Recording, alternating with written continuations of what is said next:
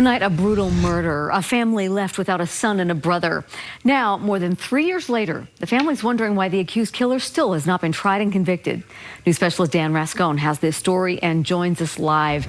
Dan, when this murder happened, it seemed like it was a clear-cut case.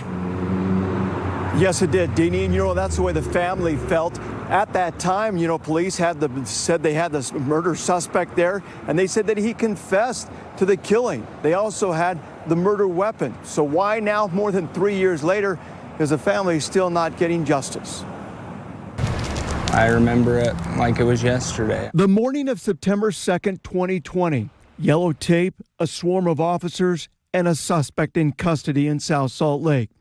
26-year-old Riley Nagel had just been stabbed to death over a cell phone dispute. I was in total disbelief. Jesse Nagel was devastated. He was not only my little brother, but my best friend. In a probable cause statement, then 69-year-old Edward Kennedy allegedly admitted to killing Riley, saying, quote, "I stuck my knife in him and twisted."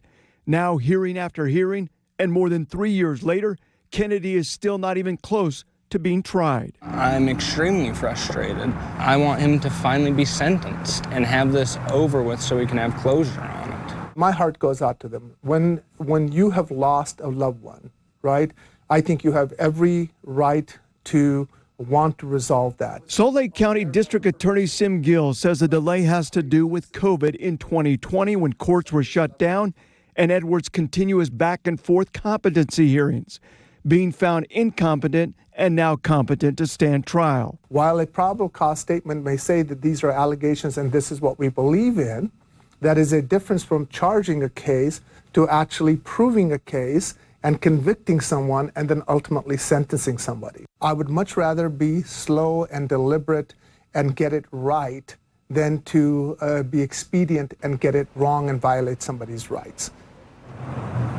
The next competency hearing is scheduled for November 6th here at the courthouse.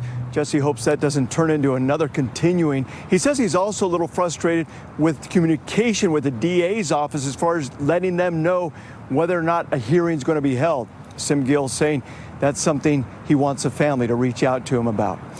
Back to you, Deanie. I can see why that is frustrating. Dan, thanks for the update.